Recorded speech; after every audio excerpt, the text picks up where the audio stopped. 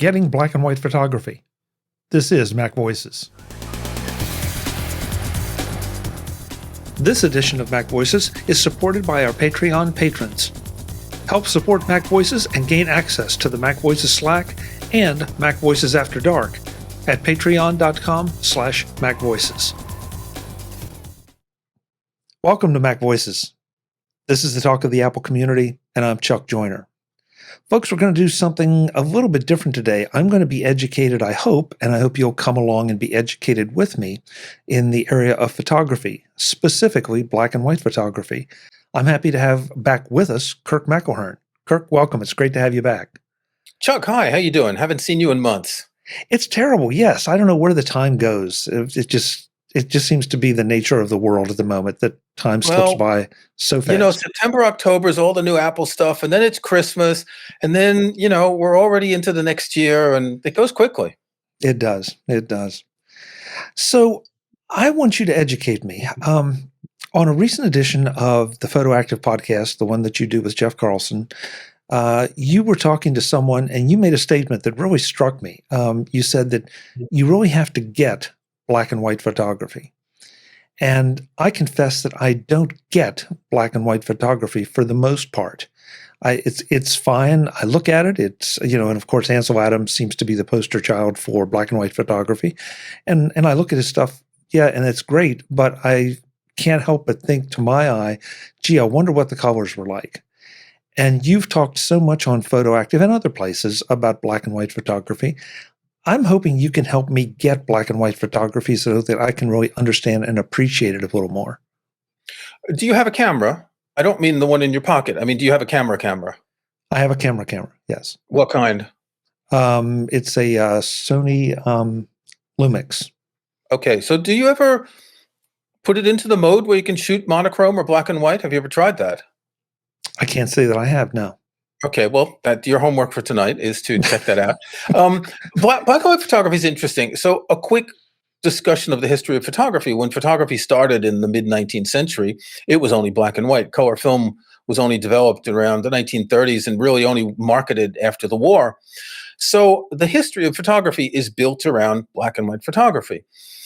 If we're talking film, it's a different chemical process, and there's little grains, and the grains capture light, and the light sets them off, and it gets developed, and that makes dark or light. So it makes a series of gradations from black to white.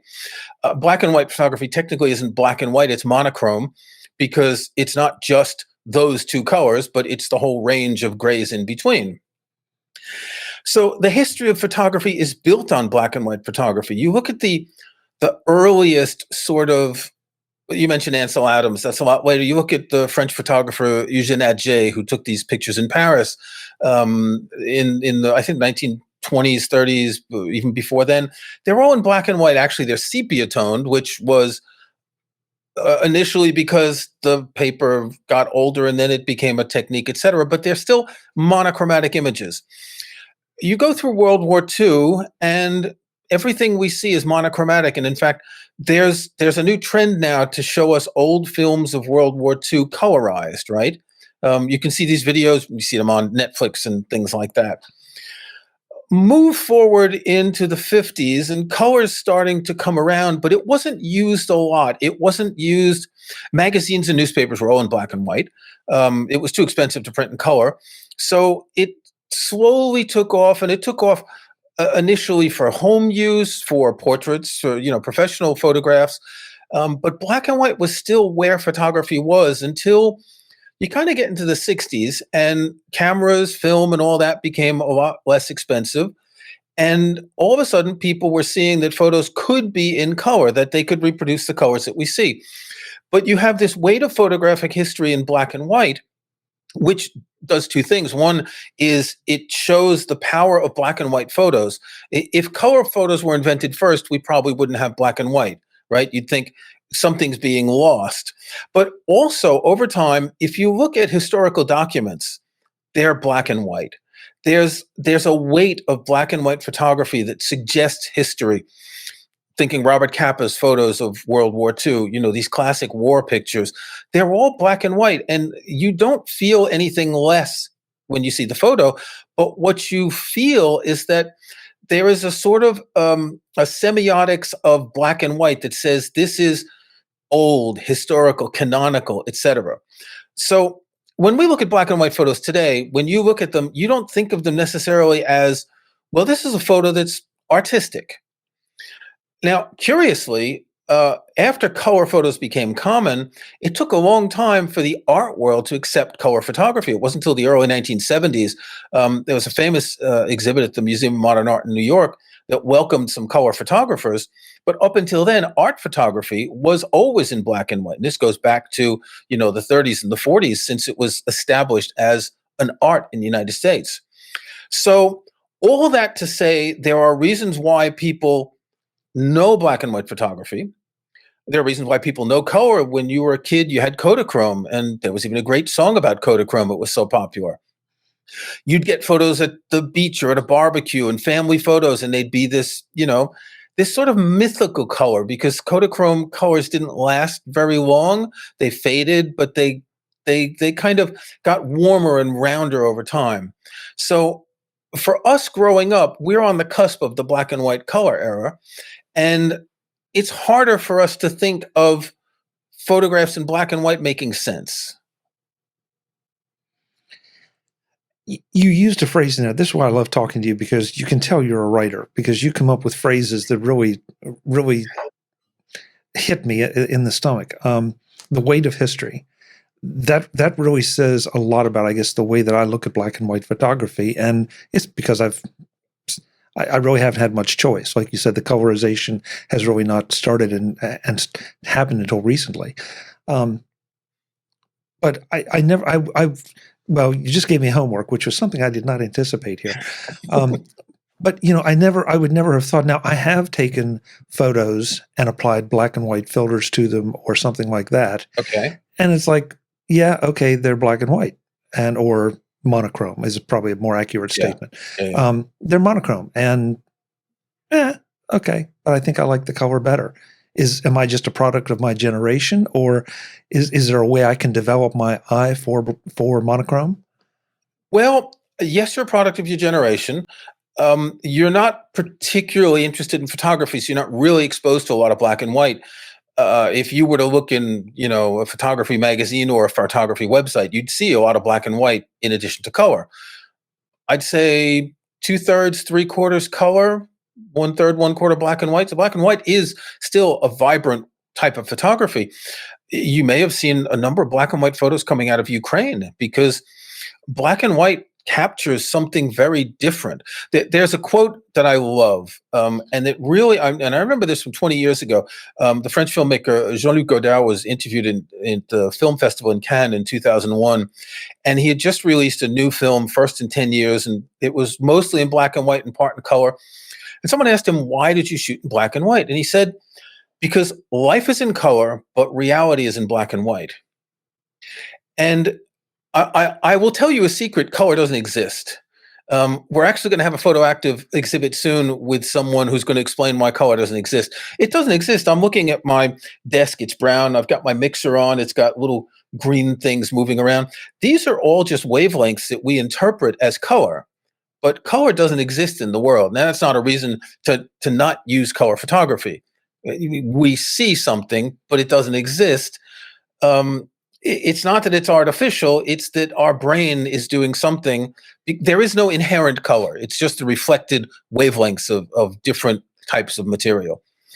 But so to me, my love of black and white photography comes because the first photography I did was film photography. I was in high school.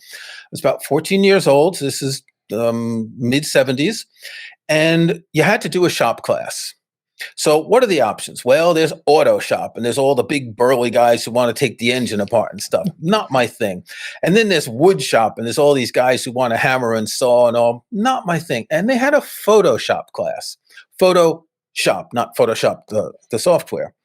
So they lent us cameras. We had film. We developed. We enlarged, etc. That was my first experience actually doing the whole thing myself. And over the years, I like photography as an art. I've seen a lot of photographs. I have A growing collection of photo books. I have a couple hundred photo books. I buy photo books regularly, and I like black and white because I like what it shows that's not there. There's there's things, the color destruct. I interviewed a black and white photographer named Michael Kenna recently, and he was saying that he shoots black and white. He's always shot black and white because color distracts you. Black and white, you're in a different mindset. You're looking at the shapes and the shadows and the angles, and you're not looking whether something's red or blue or green. It's more abstract, but at the same time, it's more, I find it easy to immerse myself in black and white because the world is in color. Hmm. Okay, that's interesting. That's interesting. Today's edition of Mac Voices is supported by our Patreon sponsors. Support Mac Voices at any level and gain access to the Mac Voices Slack, where you can interact with the Mac Voices live crew, participate in our discussions, and get your questions answered. You also get access to Mac Voices After Dark, the uncensored, unscripted, and always enjoyable discussions before and after the Mac Voices live show. Sign up at patreon.com/MacVoices, and thanks for supporting Mac Voices. If I remember correctly, though, in that episode or in a subsequent episode, you talked about you were going to go out and do some shooting in monochrome. Specifically, it was not going to be a case of bringing it in and then passing it through a filter of some kind, but you were shooting in monochrome. Yes, I bought a midlife crisis camera about 6 months ago. A midlife crisis camera? Let me show you. Let me show it to you. Okay. Don't think we've ever had a midlife crisis camera on the show before. So this is a Leica Q2 monochrome. It is a monochrome camera. Everything is in black and white. So if I turn it on, you'll see, looking at the viewfinder, you'll see that it's in black and white. The way a color camera works, the sensor in a color camera has to interpret light, and there are 3 different color filters: red, blue, green. So essentially what happens is every bit of light, the sensor says, well, this is green, so all these pixels around here are going to be green, because it has the 3 different colors, sort of an array of the different pixels. A monochrome sensor is just luminosity, so every pixel is used. With a color sensor, you're actually interpolating pixels in between. So this is a 47 megapixel camera, which is already a lot, but it's probably the equivalent of a 60 or 70 megapixel color camera because of the loss in detail of that color filter. So this makes photos with detail that you can't get from another camera without getting 100 megapixel or something like that. The advantage of this is there are a lot of cameras you can just put it in monochrome mode, and if it's a mirrorless camera, you'll see it in black and white through the viewfinder. But the advantage here is that you're not altering a color picture into black and white, into monochrome. You're actually taking the picture in monochrome. And you may notice, you can see the color there. I have an orange filter on the front of the camera. Right. So when you're shooting with film, with black and white film, people tend to use red, orange, or yellow filters because they alter the contrast of what they're taking pictures of. A red filter will make the blue sky darker, for example. The orange is sort of in between. Now, you can see this in photo editing apps where you have sliders for the different color channels, and it's kind of a similar process. But with film or with this kind of camera, you can do this to heighten the contrast when you're shooting if you know what you're going to be shooting. So anyway, the point of this is it's a different process. It's not only is it just monochrome, but again, you can see that in other types of cameras, but it's got a sensor that's got a level of detail that means that I can crop in so much on a photo and still have something that's really, really sharp. Black and white monochrome sensors have better light sensitivity, so they're better in low light than color cameras. There's a lot less noise from them. There are a whole bunch of reasons why they're better. I'll leave it to you and other listeners to look them up if they want. But yes, this is something I'd wanted for a long time. Leica probably makes the best cameras in the world, and their lenses are particularly extraordinary. And I decided that, we were in the pandemic. I wasn't spending money on the theater that's 5 miles away there in Stratford upon Avon. So I figured, why not? Okay, well, that's good. I mean, if it makes you happy. I am intrigued. You got into it there a little bit. The idea that taking monochrome it gives you a sharper image, I guess would be the way to say it. And I will acknowledge that certainly, because they're so stark that No, they're not always stark. No, well, and that's again, yeah. you won't see this in a monochrome image that you've converted from color. It's the difference of the sensor. There's only a couple cameras in the world that have monochrome sensors. Leica makes two, Phase One makes one, and there's some expensive cinema cameras. But it's a question. It's a level of detail and sharpness that you just can't get on other cameras. But even that's beside the point, because you can take great black and white photos with other cameras. I have a Fujifilm X-E4. It's 24 megapixels. It's not sharp. It's not, a huge, it doesn't give me a lot of leeway. It can take fine black and white photos, but there is a difference that I feel in these photos when I'm editing them, that I can do more to them, that I want to do more to them. Previously, I didn't spend a lot of time editing photos, and now you kind of, you're painting with light when you're working with something like this.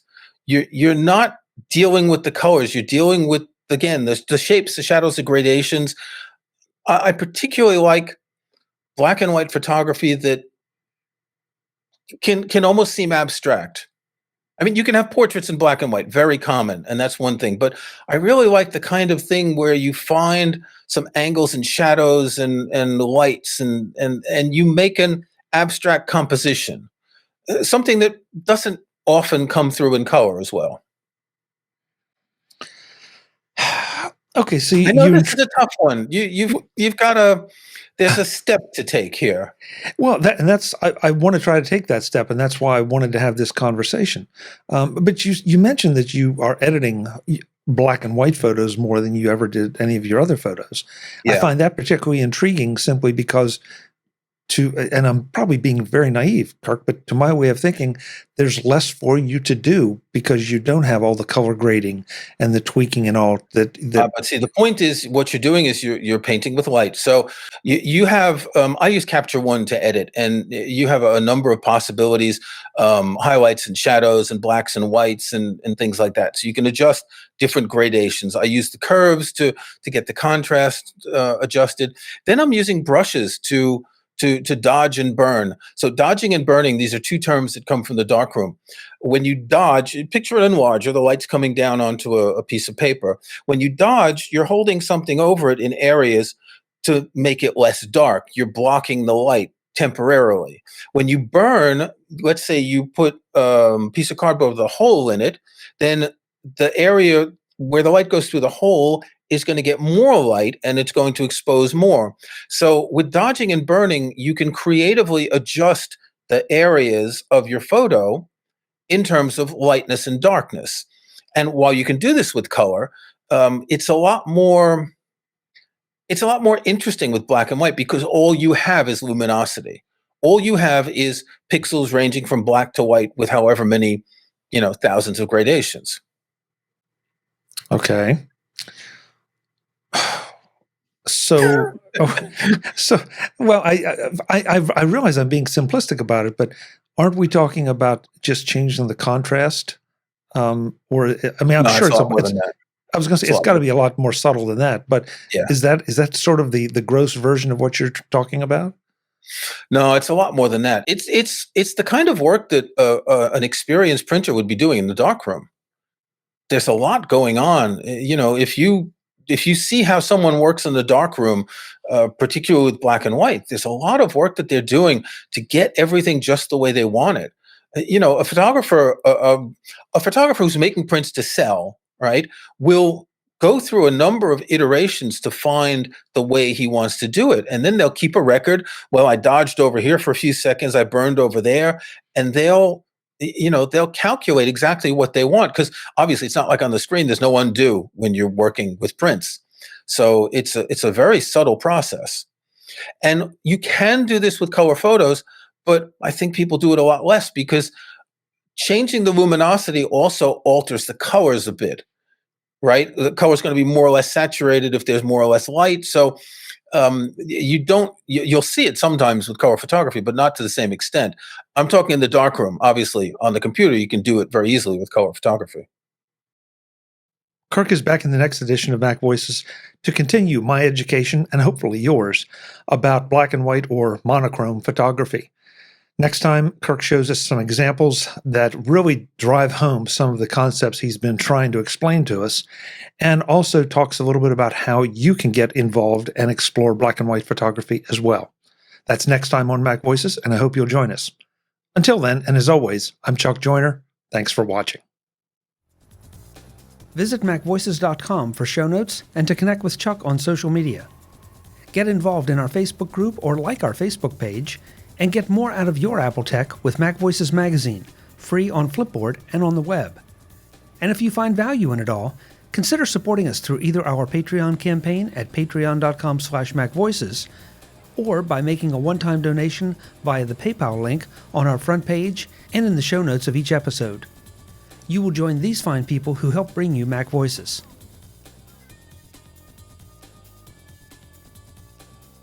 Advertising handled by Backbeat Media at backbeatmedia.com. Bandwidth provided by CacheFly at cachefly.com.